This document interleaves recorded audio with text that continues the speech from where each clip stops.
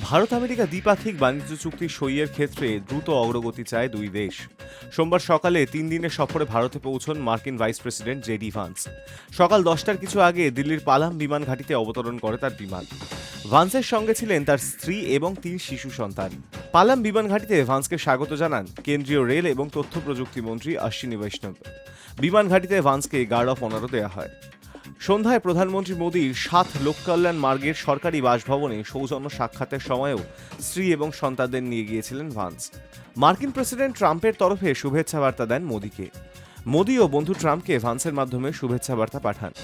বাণিজ্য চুক্তির পাশাপাশি জ্বালানি, প্রতিরক্ষা, কৌশলগত প্রযুক্তি এবং অন্যান্য ক্ষেত্রে সহযোগিতা বৃদ্ধির জন্য নয়াদিল্লি, ওয়াশিংটন ধারাবাহিক প্রচেষ্টা চালিয়ে যাবে বলেও মোদী ভান্স বৈঠকের পরে বিবৃতিতে জানানো হয়েছে। ভান্স পরিবার মঙ্গলবার সকালে রামবাগ প্রাসাদ থেকে অ্যাম্বার ফোর্টে পৌঁছেছেন। তাদেরকে জয়পুর অ্যাম্বার ফোর্টে ঐতিহ্যবাহী রাজস্থানী নৃত্য পরিবেশন এবং সজ্জিত হাতি দিয়ে স্বাগত জানানো হয়। বুধবার জেডি ভান্স তার পরিবারের সঙ্গে আগ্রা যাবেন। মার্কিন ভাইস প্রেসিডেন্টের ভারত সফর শেষ হবে আগামী 24শে এপ্রিল। অন্যদিকে মঙ্গলবার থেকে শুরু হয়েছে প্রধানমন্ত্রী নরেন্দ্র মোদীর দুদিনের সৌদি আরব সফর। কূটনৈতিক শিবির অধীর আগ্রহে সেদিকে তাকিয়ে রয়েছে। অপরিশোধিত তেল এবং তৈল সংশোধনাগারের লগ্নির ব্যাপারে এই দুই দেশ মোদীর সফরের পরে কতটা এগোতে পারে সেটাই এখন আলোচনার কেন্দ্রে। ভারতে সর্বোচ্চ অশোধিত তেল রপ্তানিকারী 3টি দেশের মধ্যে একটি সৌদি আরব। মোদী জামানায় সৌদি তথা পশ্চিম এশিয়ার সঙ্গে ভারতের কূটনীতি আরও পোক্ত হয়েছে বলেই দাবি করে সাউথ ব্লক।